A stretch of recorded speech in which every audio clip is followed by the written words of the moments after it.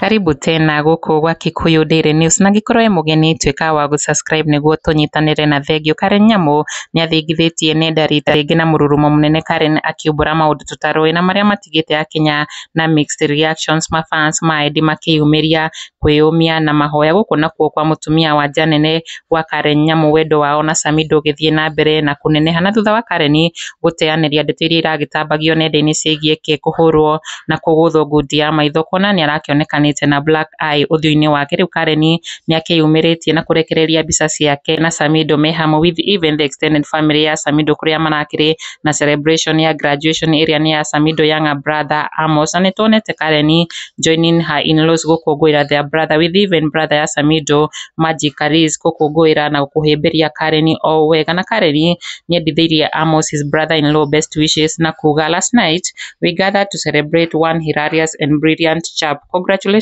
on your graduation.